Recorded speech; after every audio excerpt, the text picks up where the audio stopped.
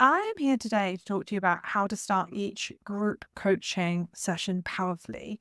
Now, to talk about this, I want you to think about how you feel when you walk into a restaurant and no one comes to greet you. And so you're hovering at the door or at the desk, and you're wondering, do I go sit down or do I wait here? Is this sort of a self-seating environment? And what it creates is a lot of uncertainty. In a restaurant where someone doesn't come up and say, hey, welcome, like here's how we do things, we become unsure. And when we're unsure as a customer, we start to doubt whether we should be in the restaurant first of all. Do they even want my custom? Do they even care that I'm here? It's exactly the same in your group coaching sessions. And this is whether this is a regular, like weekly call or monthly call you run with the same group, or if it's a one off session that you're running. How you start it really matters. How you start the call sets the tone for the rest of it. So if you show up super laid back, relaxed, like on your phone when people are joining, you're basically demonstrating to people how it's okay for them to show up on the call. So if you're low energy, they're going to be low energy too. The second thing is the way you show up built instant expectation for how they can show up too. We all want, I imagine, an engaged group of clients who are contributing, not just sitting there waiting for them. The beginning of the call really matters because you can set that expectation and explain to people how you're going to run the call. And the final thing is it gives clients the confidence that you're leading and in control. A bit like when we walk into a restaurant, if you don't feel like these staff want to work there, want to greet you, and want to see you, you lose confidence in being in that restaurant in the first place. And may have, like I have, actually walked out and thought, you know what, let's go somewhere else where the service is better. So we want to set the tone, show clients how to show up, and give them confidence that we are going to lead and facilitate that call well. So I'm going to share with you 5 different ways that are super simple, right? Just to start the call on the right foot, to set the expectation in the right way. So, number one, raise your energy levels before the call. Now, you might notice I'm standing, right? I'm on a standing desk. When I used to run my group calls seated, it's a very different energy. So, before the call, I will roll my shoulders back. I used to do like an Amy Cuddy superhero pose. I don't do that anymore, but I make sure I've got water. I'm standing up and energetically, I'm going to raise the vibration of that call. Sometimes I take deep breaths and I think about who I want to be from an identity perspective when I open that Zoom room and all of my clients see me. Am I smiling? What am I doing? Basically. So that's step one. Raise your energy before the call. Step two is make every single client feel seen who joins that call. Now, this gets harder the more people you have on a call, but you can still do it really well simply by welcoming people by name. So as people come in, hey, Sarah, great to see you. Hey, Linda, it was great to see you again. Hey, David, welcome to the call. And you're just verbally and in a personalized way welcoming people. We have a positive response when people say our name, right? Think about the difference when you bump into someone that you're not sure if they remember you or not. And they're like, hey, Gemma. And you're like, oh, they know me. They do know me. It's a big difference, right? So it's really important that you use your clients' names or attendees' names, even if you don't know who they are. And immediately you're going to create a connection with them that says, hey, I want you to pay attention to me. Number 3, right? This one is really important. Start straight away. There is nothing worse than you being on time to a group coaching call, right? You're there with your coffee, you're ready, and the host goes, cool, we're gonna just give it 5 minutes to give everyone a chance to arrive. What you do when you do that is you say to everyone on time, this first 5 minutes didn't matter. I don't respect the fact that you showed up on time, and I'm going to cater this session for the people that are late. So that means next time, what do you think these people are going to do? They're going to think, I'm going to show up 5 minutes late because everybody else does. You have a responsibility to lead that session. So if you want, open it early or open it on time, greet people and go straight into it, right? And ask them immediately to do something so they're engaged, right? Which brings me on to my fourth thing.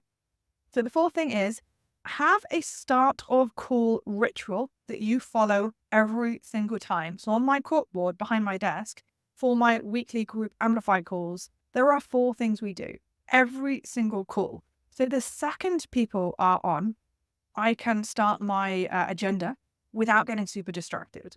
So the first thing I like to do, and I sometimes vary this up, but I like to assess the energy in the room, because what I notice with my group sessions is sometimes we'll have a week where everybody feels shit, often apart from one person. So I have different ways I ask this. Sometimes I'm like, if you think of yourself like a battery, with 10 being like your battery is full, you're like Duracell bunny style battery. L1 is like your battery is lying dead on the floor over there. Where are you? What's your battery level today? It's like a nice, fun way of asking. Another way I might just say is write down one word in the chat that tells me how you're feeling today. Are you super pumped? Are you motivated? Are you exhausted? Are you sleepy? Are you deflated? Tell me how you're feeling. Because based on how my group is feeling, it's going to change the way I'm going to run the session. Whether I'm going to lead with more empathy, whether I'm going to raise the vibration, whether I'm going to put some songs on, whether I'm going to get people up and stretching. So I like to find how people are. The next thing I always ask is for a win, right? And if everyone's feeling super deflated, I will bring attention to that and say, we're all feeling a bit down today. Let's raise the vibration in the room. And I want you to think of one thing you're super proud of from the last week, one thing you're celebrating, business or personal, right? And get them to share wins and read them out and by name. So great. Sarah landed a client, got her podcast in the top 2% internationally. Read them out and celebrate each client personally, right? It's such an easy thing to do to raise the energy in the room. The third thing we do every single one of my group sessions is change their names.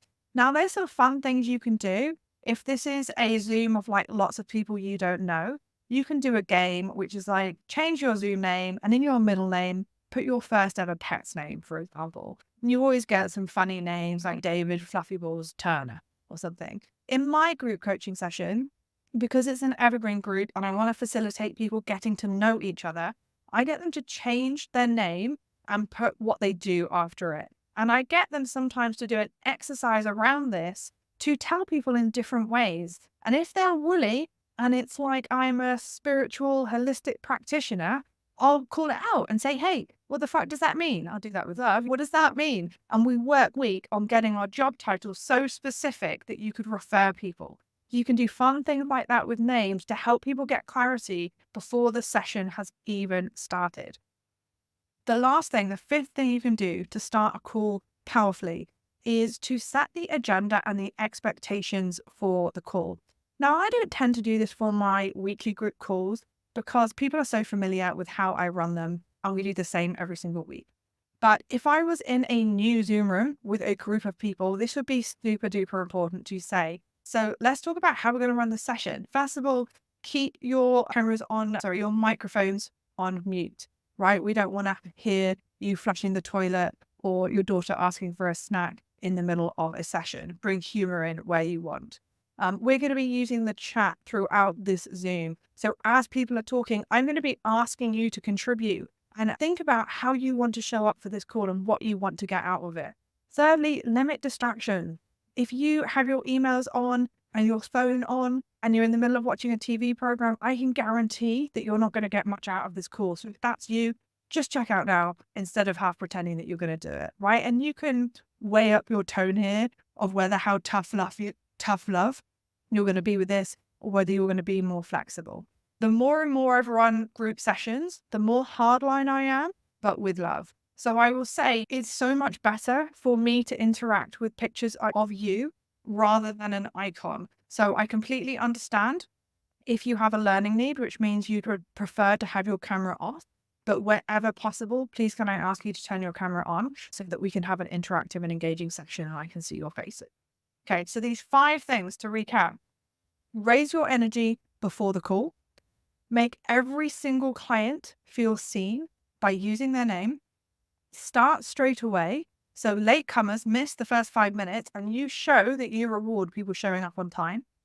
Have a start of the call ritual that you follow every single time so you have a repeatable structure with some variation to keep things mixed up. And finally, set the agenda and expectations for the Zoom or wherever you're running it for the call. You do those 5 things every single time, and people will feel excited to show up because they know you're going to lead it powerfully.